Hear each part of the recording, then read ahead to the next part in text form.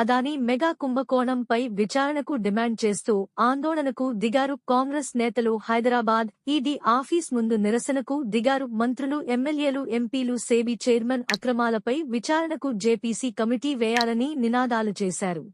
చైర్మన్లు, జిల్లా కాంగ్రెస్ కమిటీ అధ్యక్షులు, అనుబంధ సంఘ అధ్యక్షులందరూ కూడా ఈ దీక్షలో పాల్గొంటా ఉన్నారు. రాష్ట్ర ముఖ్యమంత్రి శ్రీ రేవంత్ రెడ్డి గారిని మాట్లాడాల్సిందిగా విజ్ఞప్తి చేస్తా ఉన్నా.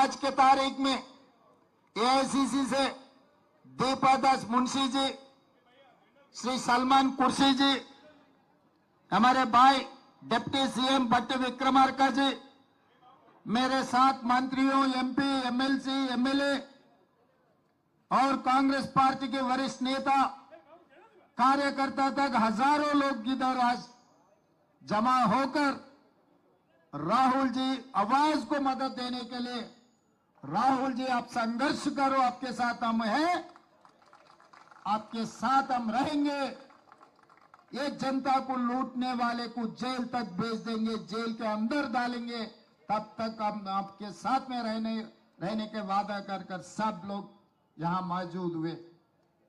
मित्रुलारा ఈ రోజు ప్రధానమంత్రి గారు పదే పదే రైల్వే స్టేషన్లో నేను ఛాయ్ అమ్మి దేశానికి ప్రధానమంత్రినైనా అని చెప్తుంటారు. అలాంటి పేదల కష్టాలు తెలిసిన వ్యక్తి ప్రధానమంత్రి అయితే తప్పకుండా పేదలకు మేలు జరుగుతుంది. దళితులు, గిరిజనులు, బలహీన వర్గాలు, మైనారిటీలకు ప్రభుత్వం యొక్క సంక్షేమ పథకాలు అందుతాయని దేశమంతా భావించింది.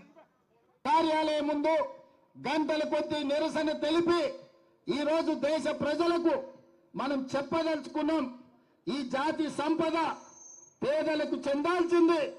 కేవలం ఇద్దరు వ్యక్తులకు దోషపెడుతున్నారు. మరో ఇద్దరు వ్యక్తులన్న సంగతి ఇవాళ ప్రపంచానికి చెప్పాలి, ప్రపంచానికి తెలవాలి అని ఈ రోజు మనం నిరసన కార్యక్రమంలో కూర్చున్నాం. ఇది అధ్యక్షుడు ఇచ్చిన పిలుపు కాబట్టి తెలంగాణ రాష్ట్రానికి ముఖ్యమంత్రి అయినా నేను కూడా మీలాక సామాన్యమైన కాంగ్రెస్ పార్టీ కార్యకర్తని కాబట్టి వేలాది మంది కార్యకర్తల మధ్యలో ఇక్కడ కూర్చొని ఈ నిరసన కార్యక్రమంలో పాల్గొనడానికి పార్టీ పిలిపిస్తే ముఖ్యమంత్రి అయినా ప్రధానమంత్రి అయినా ఎంత గొప్ప పదవిలో ఉన్నా పార్టీ పిలుపు మేరకు నిరసన కార్యక్రమాలలో పాల్గొనాల్సిందే. అధ్యక్షుడు ఆదేశం మేరకు ఇవాళ ముఖ్యమంత్రిని అయినా నేను ఇక్కడికి వచ్చి నిరసన కార్యక్రమంలో కూర్చున్నా. ఇది ప్రజా సంపద దోపిడీ. ఈ దోపిడీని అడ్డుకోవాల్సిన బాధ్యత ప్రతి కాంగ్రెస్ పార్టీ కార్యకర్త.